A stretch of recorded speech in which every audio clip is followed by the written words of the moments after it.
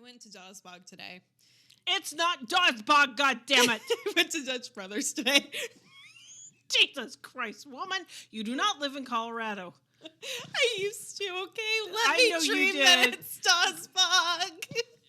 No, because the Dutch Brothers people are sweet. Yes, the Dutch Brothers people are very sweet. I was not expecting to pull up to the window to get my chai today and have somebody go, "Oh, I love your steering wheel. Wait, I know your voice." I'm like, "Oh." Shout out to Lake Havasu City, Dutch Brothers. Thank you for my... what is it? Not Jamaica Joe. What is the one up? Columbia Joe. Columbia Joe's is awesome. They always have, like, exactly what I want. So, that's usually where I go to. I'm not very much downtown type of person. I'm like, I'm going to go because it's not even 5 minutes away from your house, you lazy bot. I'm like, I'm going to go get my coffee. I'm going to go right back inside. Fuck this. I know, right? Dude. Katie, come over to my house. Can I stop and get coffee first? Well, I have fresh coffee. It's not the same. It's not. Okay. I know, it's not. It is. Mine's better. It is. 'Tis the motherfucking season, bitch. Let me be a little basic, okay? I don't have fall leaves here. Oh my God. We were in the grocery store and Dad saw something with pumpkin spice and he goes, do they put pumpkin spice in everything? And I'm like, yeah, why do you think your daughter is such a fucking pumpkin spice whore this time of the year? And he's just like shaking his head and walking away. Like, it's true. It's true. Yes. I absolutely love pumpkin spice. The mint stuff's coming hard on its heels. Oh, yeah, it is. But mint stuff is round year round. Pumpkin spice, not so much. Oh, it is if you know where to find it. But yes, I agree. But, you know, granted, you do have stumble mints from Copper Still. Oh my! I have about half a thing left of Stumble Mints because I went a little crazy last night. I was gonna say when you texted me, you're like, "Oh, I got such a headache." I'm like, "Bitch got into her freaking moonshine." I wasn't feeling drunk, but I will say, like, I had it in like one of those little wine glasses that like Pop had, and I went to like chug the rest of it because I'm like, I'm tired. I'm going to bed. I'm like, I went to chug the rest of it and I breathed into that shit. And it went right into my nose. I'm like, whoa, that's alcohol. And you texted me and said the grandson was wanting to talk to me. And I'm like, dude, I am balls deep in a bottle of wine. That ain't happening. Oh, God, no. Oh, we're bad. I do need to make a return trip down to Copper Still, though. So Yeah, I do too. Yeah. Anyways, outside of that today, I did get my teeth cleaned. So just a heads up, if I sound a little lispy, it's because I had x-rays taken and those always hurt my mouth no matter what. Well, and they're a little slickery too, so it's yeah, I'm a little meh right now. Yeah, that happens. At least I'm not sick anymore. That's a bonus. Oh, plus. Agreed. I agree. Anything exciting ever happening over there? No, it's kind of quiet. Other than the researched hell that you've put me through. Oh my God. Should we inform people that that's on its way? Yeah. Okay. Not this week, not next week. But it's coming. After Thanksgiving, it's coming, folks. It's coming hard. Oh. So, yeah. We are currently researching a serial killer who I am absolutely fascinated with. The dude is very interesting. I will give you that. To say that it's a big case is a very, very big understatement. So it's probably going to be about a 5-parter, but we'll make sure to be dropping those back to back. And just a heads up, after that's all done, we'll be taking a short recess from everything just to get our bearings back together, considering this has been quite the deep dive that we've done. Okay, you're not hearing the sick pool thing going behind me, are you? No, you're dead guy in the pool.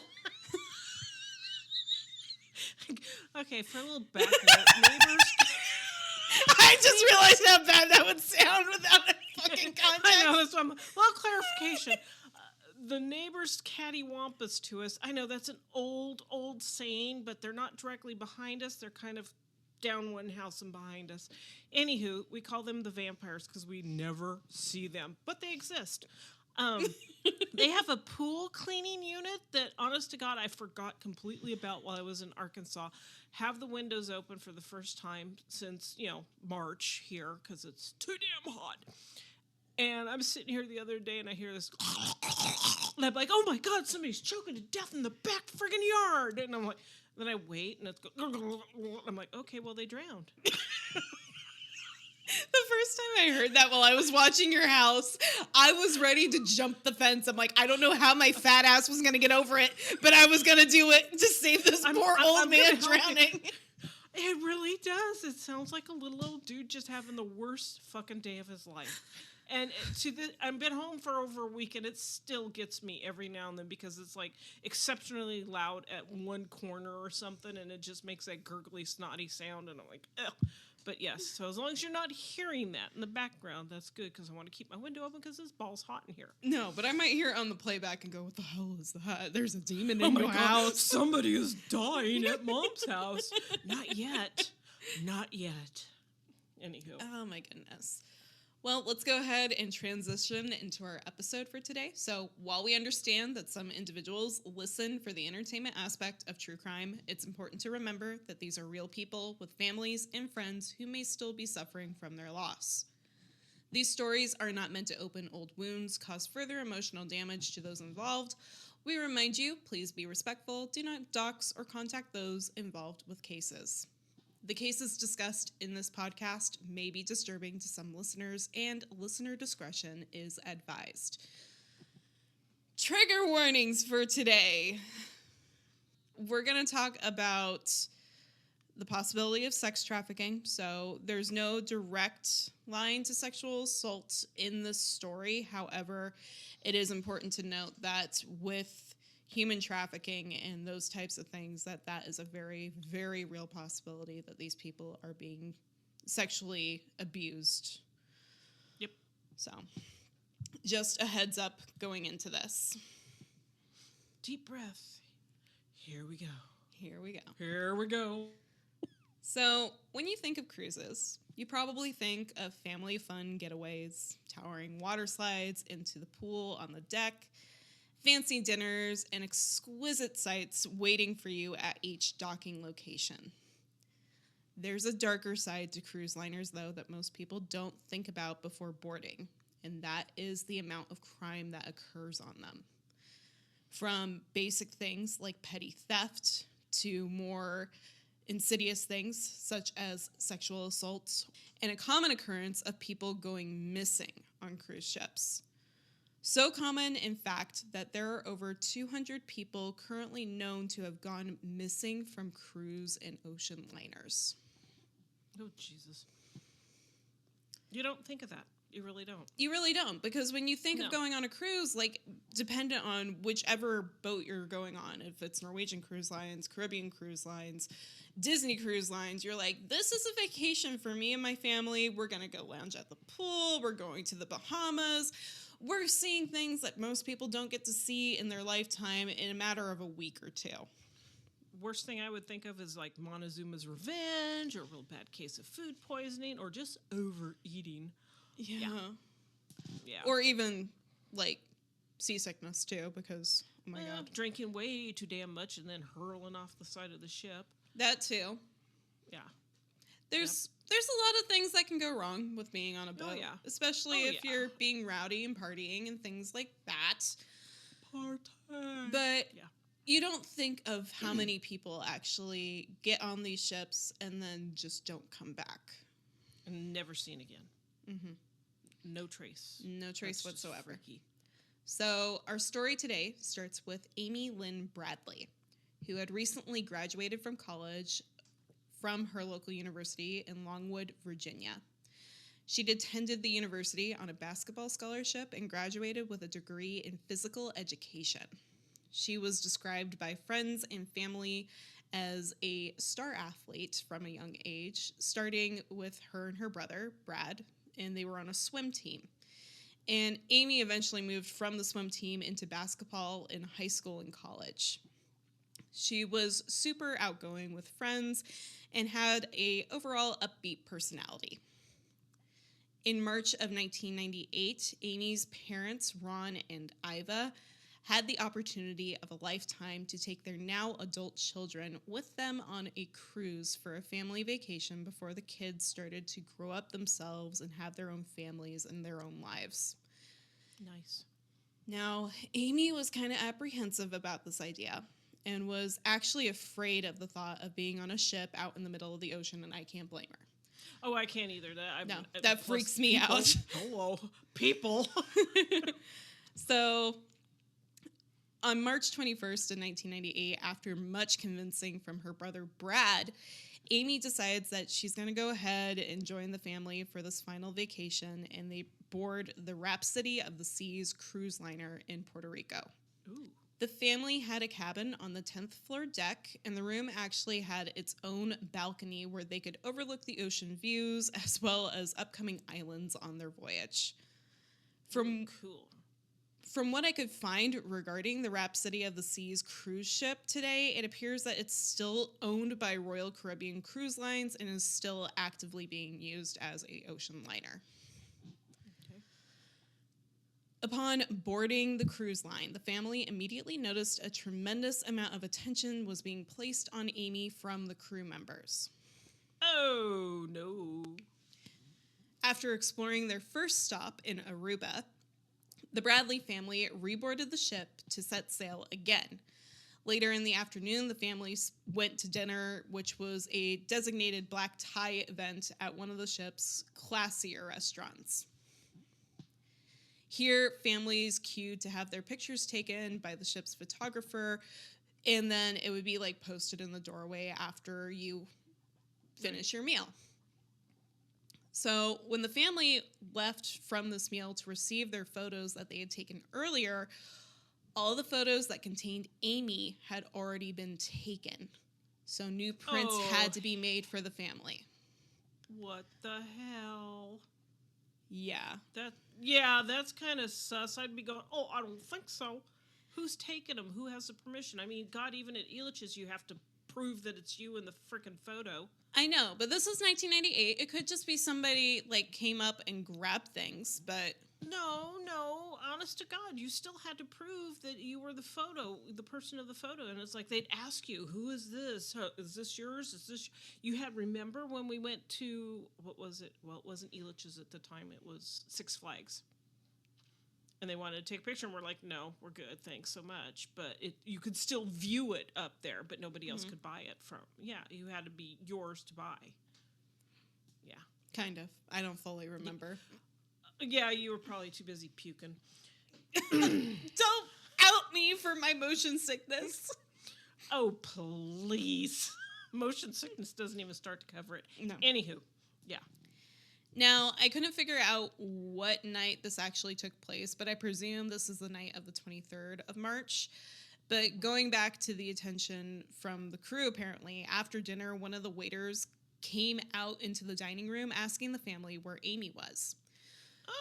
When asked why he was asking for her, he stated, well, we want to take her to Carlos and Charlie's. Okay. Ron thought this was weird and very forward of an approach to be asking the family those types of questions, as these people hadn't even known Amy for that long and definitely didn't know her personally to be taking her to such places. Hell no. So when Amy returned, the message was relayed to her about the waiter wanting to take her to his friends, to which Amy looked at her family and stated, they're creepy, I'm not going anywhere with them. Good girl. Now, after they'd finished dinner, there was apparently a dance troupe that was allowed to board the ship, and there was a bass player in their group who Iva noticed looked very unsavory, and recalls Amy telling her brother how the bass player had been hitting on her and stated that he was a real jerk. Ew. Now, the group attends a calypso party that goes late into the evening of March 23rd into the early morning of March 24th. Ron and Iva decide around 1 a.m. that they've had enough and it's time to go to bed, which props to them for some reason. I was going to say, damn, Ron and Iva holding that late torch, man. I'm like, 10 o'clock, it's time to go to bed. I literally was playing games with my friends last night and it hit like midnight. I'm like, I can't. Come on, Katie. Well, you have been getting up early. So I've been getting up early because I got really sick like last week. And I've been on a good sleep schedule. So yeah, no, I was dying. I'm like, I need to go to bed, guys. I can't be here anymore. I was going to say, dude, when in Arkansas, we were in bed at 10 o'clock that time, which was 8 o'clock our time, and up at our time. Yeah, we were getting some rest. Now, Amy and Brad decided to continue the night and follow the younger crowd to a dance club on the ship. This ship's band Blue Orchid was playing at this dance club tonight. According to some reports, the two had befriended members of the band and went along with them to the Viking Lounge, another nightclub on the ship. Okay, is Blue Orchid the same band that the creepy bass player was in? I'm presuming that might be it. Okay. However, it's not clear when I went to go look around for stuff. There's a report that around 2:45 a.m., Ron woke up and struggled to get back to sleep, worrying about Brad and Amy, who were still out of the room. Ron made his way to the Viking Lounge and reportedly saw Brad dancing and talking with a few girls on the first floor, while Amy was up on the mezzanine chatting and conversing with crew members. However, I'm not sure how accurate this report is because, according to other references, Brad was being quite the ladies' man while Amy was tearing up the dance floor. Go girl! Well, I would hope if she's like your age and actually likes to do that kind of stuff, unlike you, she would be tearing up the dance floor. Heck yeah. So Brad decided around 3:45 a.m. that he's had a night and decides to return back to the family suite, to which Amy follows suit around 20 to 30 minutes later. The two return to the balcony outside and talk about what plans they have for tomorrow in Curacao, a Dutch territory island near Venezuela.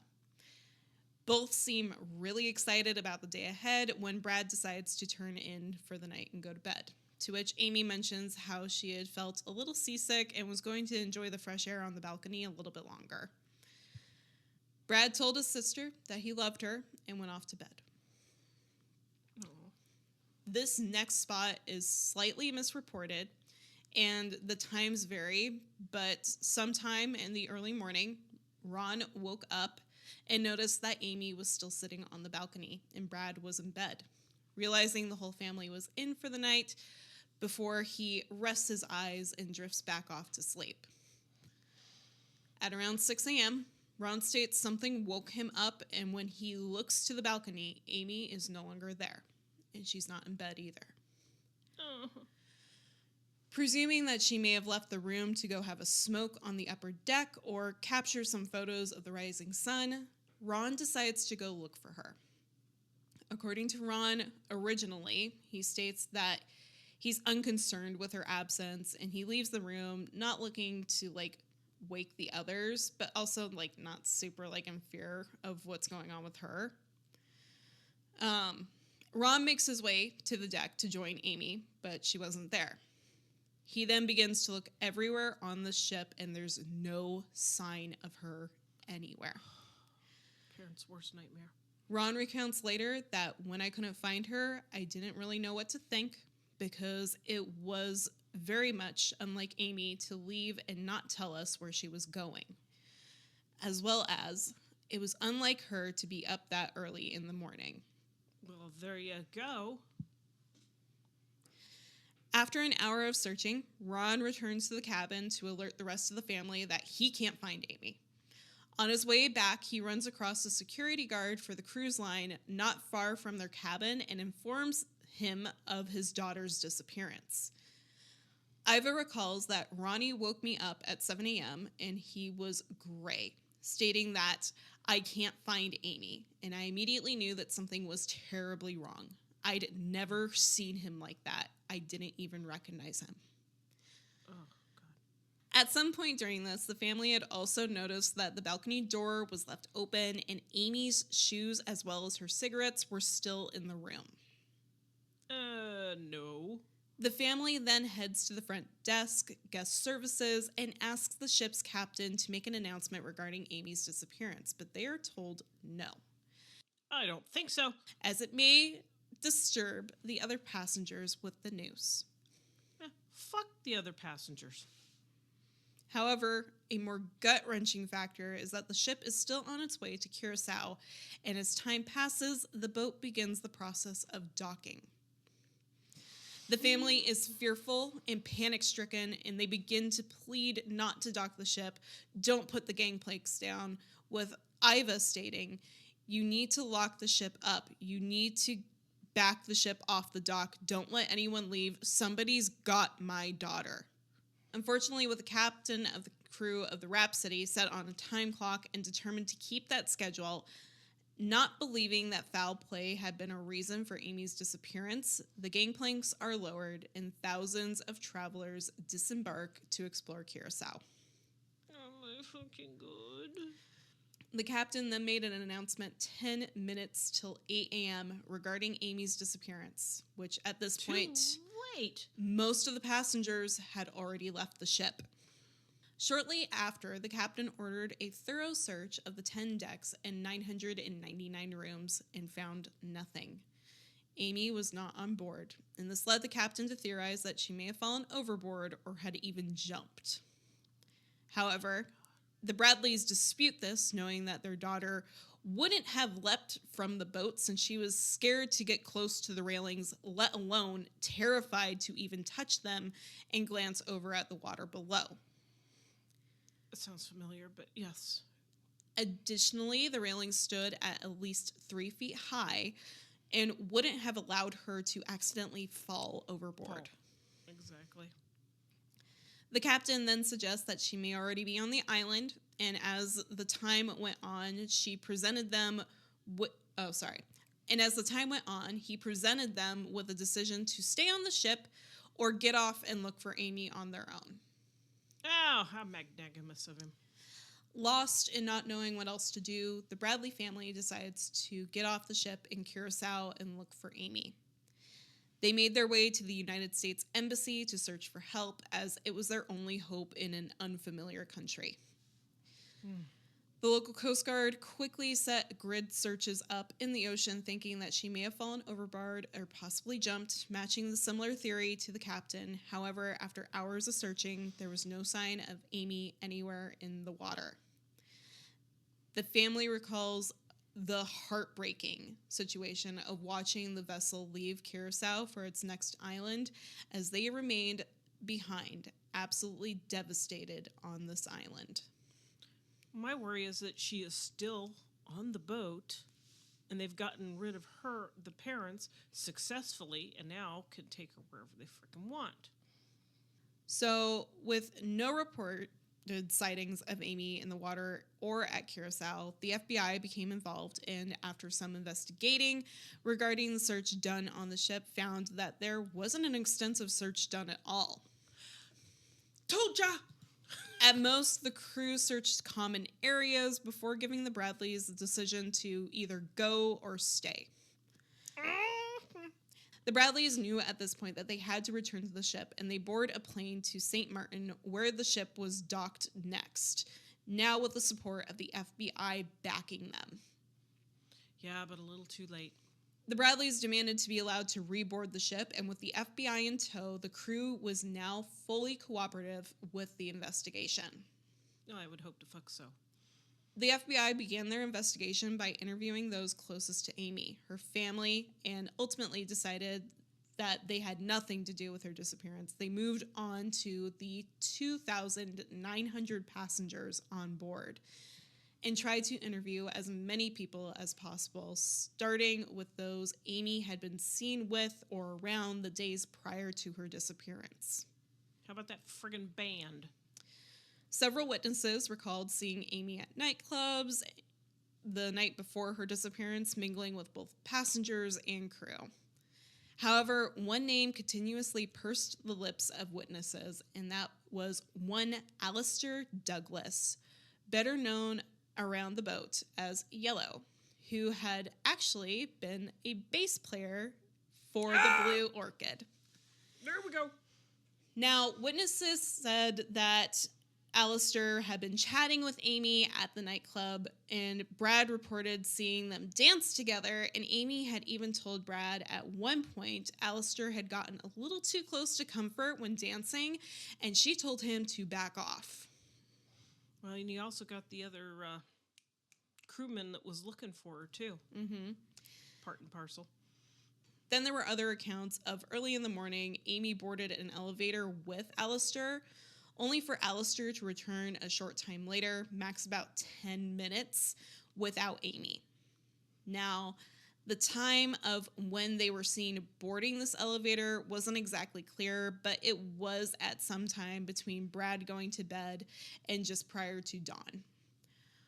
Witnesses also stated that they had seen them at around 6 a.m. when he gave Amy a dark drink, presumably coffee or maybe a Coca-Cola. Brad also, at this time, recalls a very chilling encounter with Alistair that morning of Amy's discovered absence. Brad had been sitting at a table by the pool just hours after Amy went missing when Alistair approaches him and says, "Oh, I'm sorry to hear about your sister." To which Brad, who's obviously stressed and overwhelmed at this time, thinks nothing of the comment and thanks him for his sympathy. It's not until later that Brad looks back on this encounter and pieces together that at this time, the only people that knew of Amy's disappearance were the Bradley family and the ship's security. Ooh, well, the ding, ding, ding, security. Oh, okay, now I had a real quick question. Mm-hmm. Did they have cameras on the ship at that time? I don't believe so, because if there was any surveillance, I presume FBI would have had that. Or something. It would have been hallways. So. However, if you think back to, this is the late 90s, early 2000s. Yeah, probably. Cameras are kind of shit. Yeah, well, they still are now. Or my personal favorite is, oh, we have CCTV, but we deleted it too soon. Or, oh, the cameras actually don't work. And it's like, what? I can count the rings on Saturn, but I can't see the freaking camera that's taking pictures of the ATM. Yeah. Exactly. Mm-hmm. So the FBI found this unusual and decided Alistair was an individual that they really needed to talk to. Sounds good. So the FBI interviewed Alistair and actually polygraphed him as well. When Alistair was asked about these eyewitness claims regarding him and Amy being seen together on the morning of the 24th, he denied seeing or even being with her. When asked about the comment he made to Brad, he stated that he heard about Amy's disappearance from a fellow crew member earlier in the morning, which that still doesn't fully track since the family had only known she was possibly missing for an hour themselves at this point, since no one had disembarked to the island of Curacao yet. So they're still kind of like, they haven't even fully talked to the ship's captain about shit yet. Like, this is all happening in real time type of situation of like... Right. Did he pass the polygraph test? So, regardless, Alistair was released after his questionable interview. And as he walked out of the room, he smiled and held his thumbs up to fans as he left. I'm thinking he clenched up hard for that polygraph. Yeah. Mm-hmm. After countless other interviews and days passing, the boat docked for its final time, and the 2,900 passengers disembarked and went home. Oh, God. And unfortunately, so did the Bradleys, now reeling in the loss of their daughter and sister. Mm. Once the family returns home, they begin doing everything they can to get the word out about Amy's disappearance, which includes making a website and talking to different media sources. Meanwhile, the FBI deepens their investigation into Amy's background, including the possibility that she may have been suicidal.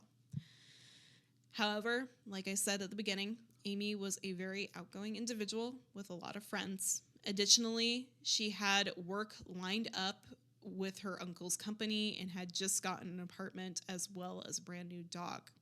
With the information regarding Amy's life and background, the FBI strongly believed that Amy would not have been an individual to end her own life. I was going to say, why do they always go for it's a runaway or it's a suicide? Well, you gotta, like, exclude some possibilities when it comes to somebody just vanishing, but honestly, like, But I that's the think they're first ones taking they this ever step jump by for. step. Yeah. Yeah, but they always jump to that. Oh, it was a runaway. Oh, it was suicide. Maybe not, you dillholes. So the Bradleys continue to take to the media with a reward offer of $250,000 for her safe return. In April of 1998, Ron and Brad decided to ramp up the search for Amy, and they both returned to Curacao to look for any additional leads. At this point, they began passing out flyers and talking to dozens of locals and tourists.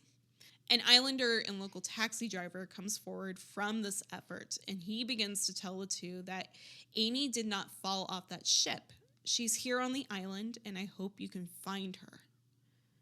He continued to talk about having a young woman run up to his taxi cab and question where the nearest phone was, and that she looked identical to Amy. This taxi driver suggests a few different locations where Brad and Ron could possibly find Amy, but upon further investigation of those areas, it leads to nothing but dead ends. And with that, unfortunately, the two return home once again without Amy. For the next 13 months, the family and the FBI are flooded with tips, all of which are found to be uncredible until May of 1999. When Amy's case is featured on America's Most Wanted, a Caribbean scuba diver, David Carmichael, submits a tip after seeing photos and hearing the story of Amy on television. He recalls that he'd seen a woman matching Amy's description on the beach of Curacao in August of 1998, nearly 5 months after she had gone missing. She was being walked down the beach by two aggressive men and looked as though she wanted to say something to Carmichael, but decided against it. When Carmichael described Amy, he made mention of the visible tattoos she had, including a self-designed tattoo Amy had made of a baby Taz on her shoulder, like the Looney Tunes character. Yeah. This sighting became the most credible lead the FBI had received in this case, and they decide that they're going to follow it, combing the beach, looking for men that were described to be with Amy or even Amy herself. Unfortunately, with the differences of territories' laws and regulations on investigations, the FBI must abide by Curaçao's regulations. After searching for an extended period of time, the lead goes nowhere, and her disappearance once again becomes cold. In August of 1998, the Bradleys decide to take a radical new approach to finding Amy and hire a private investigator, Frank Jones, who has a background in special forces. Now, Jones tells the family that he's had very good turnouts and was instrumental in finding people who were missing, with specialization in cases like Amy's. That he has a team he works with to conduct intelligence operatives and also has close contact with individuals in Curacao. Within days of hiring Jones to locate Amy, he reports that Amy is in fact still on the island and has been spotted several times on the beach in the company of several men. Why doesn't he just snatch her?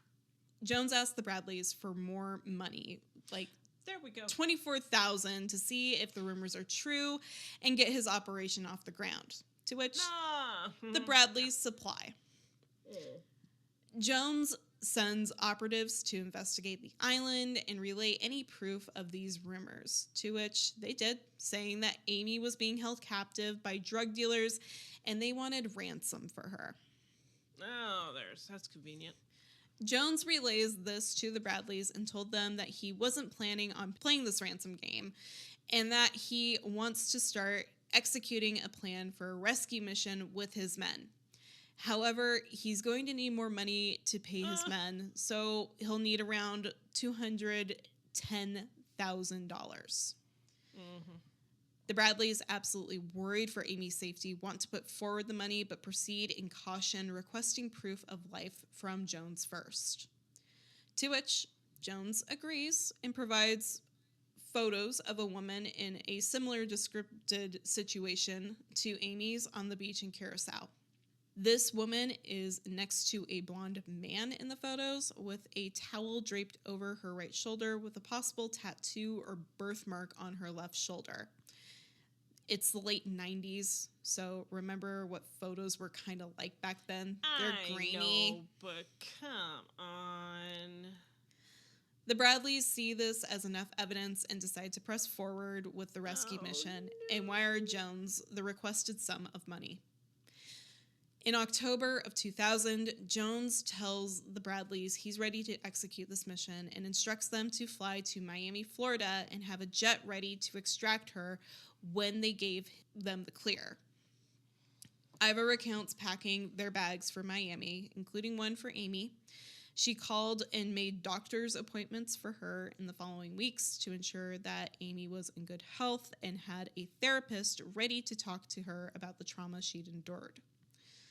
The two fly to Miami and stay in a designated hotel. Jones and them had talked about previously, waiting anxiously by the phone for the call that their daughter was safe and ready for extraction. But they waited and waited, and for a week there was no call. Of course not.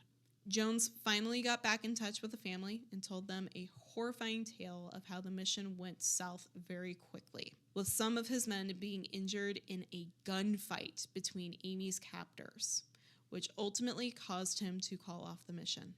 Heartbroken and devastated, the Bradleys began to once again pack up and return home to Virginia, when a call came in from a man who worked with Jones. Tim Buchholz was a former Special Forces agent himself and recalls the list of hunches and clues regarding Amy's presence on the island. However, he also tells the family that early into the partnership with Jones, he began to suspect this man was a fraud and a scam. And the last call he'd made to Jones confirmed that. Buchholz recounted how during the time that Jones was supposed to be saving Amy from her captors, he'd actually been living in the lap of luxury on the island at the nickel and dime of the Bradleys. While they waited for their daughter's safe return. When the FBI finds out this con is happening against the Bradleys, this family's already hurt from their daughter disappearing, they began to look for Jones, who flees Curacao to Virginia and is arrested by the FBI on the tarmac. So I don't know why you left Curacao stupid are to go to Virginia. Oh, let me run away. The United States Federal Bureau of Investigation is after you. But let's leave a country that they have to perform certain things to get into to arrest you, to fly back to the actual place where they're going to arrest you because they have territory. I know, exactly. I'm like, what are you doing, Genius! This guy's a genius! Now, Jones was indicted for mail and wire fraud, which he pleads guilty to, resulting in a 5-year prison sentence, and is forced to pay back the money he stole from the Bradleys. Oh, I would hope so, but we'll wait and see if they actually get their money back. Now, Iva and Ron both agreed that the money is the least of their problems with what Jones stole from them, because money can actually be re-earned.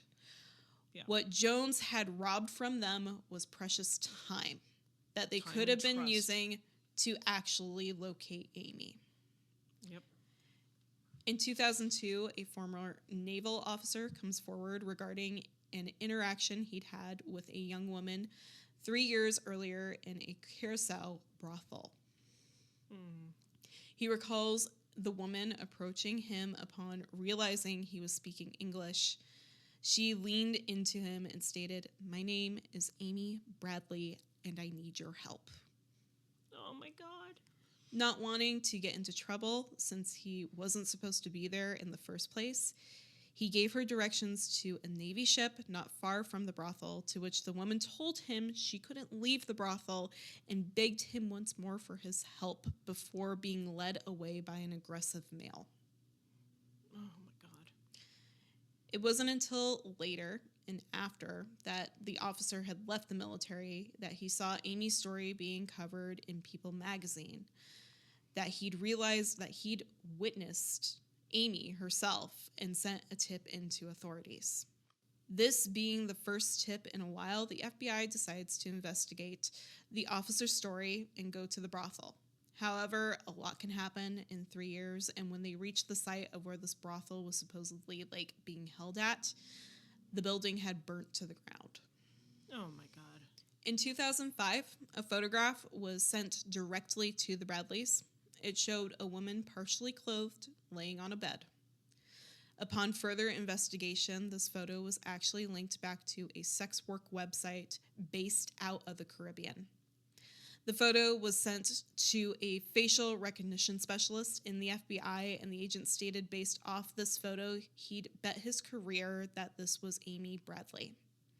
Oh, Jesus. The lead was followed, but due to the age of the photo, there was no real way to tell if it had been altered and where exactly the location could have even possibly been. Iva states regarding Amy's disappearance, our lives have been so drastically changed in the last 7 years. Every waking moment is, where is Amy?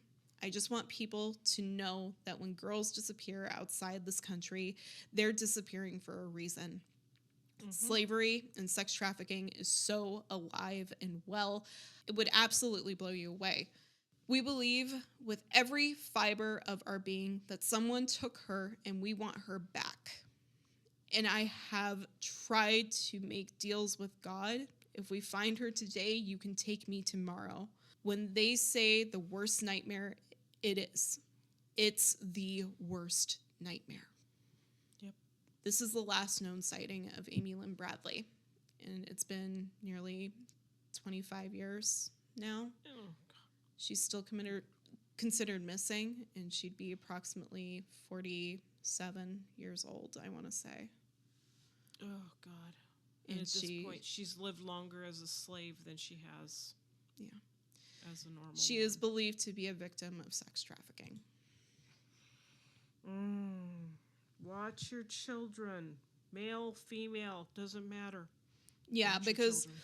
when I was studying for school, I actually did presentations on human trafficking. A lot of people don't seem to realize that when we talk about human trafficking, it is not just females and children that go missing. Males do too for this purpose, and it could be for sex trafficking. However, the more likely solution is it's for slave trafficking, where men will literally be worked until they die. Yep. The same way females will be, unfortunately, sexually abused until either they can't be sexually abused anymore or their purpose runs out. Yep. And then you're livestock to them. That's it. They don't put any type of value on your life. Your value is what you can bring to them. Yep. With that, we're going to go into descriptors of Amy Lynn Bradley. Her sex is female. Her ethnicity is white or Caucasian. Her known height was 5 foot 6 inches tall. Her known weight at the time of her disappearance was around 120 pounds. Her hair color is brown. Her hair description is short. Her eyes are green. The last date of known contact was March 24th of 1998. Missing from Richmond, Virginia. However, this is just simply the last place that she was known to be at. She is missing from the Rhapsody of the Seas ocean liner. Her age at her disappearance was 23 years old, and her current age is around 49 years old today. She has multiple piercings and tattoos of a Tasmanian devil spinning a basketball on her back left shoulder, a Japanese sun on her lower back, a Chinese symbol on her right ankle, and a blue gecko lizard around her navel. Other distinctive markings is a 2.5-inch scar on her right shin. In the clothing or jewelry she was last seen with was a silver navel hoop with a blue bead, a man's silver watch with a blue face, a silver college ring with a black onyx stone on her right hand, and a thin silver band with cut-out turtles on her left hand. If you want more information regarding Amy Lynn Bradley, you may reference her NamUs profile at MP1801. That number again for her NamUs profile is MP1801. If you or anyone you know has any information regarding the disappearance of Amy Lynn Bradley, you're asked to contact your local FBI office or the nearest American embassy or consulate. You may also call the FBI Washington Feild Office at 202-278-2000. That number again is 202-278-2000.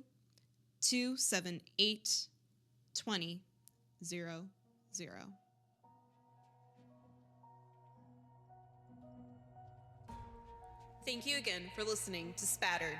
Please make sure to follow the show on Facebook and Instagram at Spattered Podcast and on X at Spattered Pod. If you're enjoying the show, make sure to follow and leave a 5-star rating on Spotify, Apple Podcasts, Amazon Music, or wherever you get your podcasts from. If you're watching on YouTube, like this video, subscribe, and ring the notification bell to be notified when the show goes live or drops a video. As always, if you have a case request, any questions, or are interested in sponsoring the show, please email me at spatteredpodcast@gmail.com.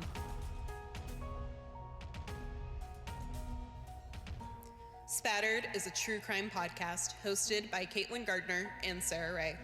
The research and edits for this episode were done by Caitlin Gardner. All the music for the show was done by Lucio Cardenas. We'll see you next time. Stay safe out there. And remember, the truth is always in the blood.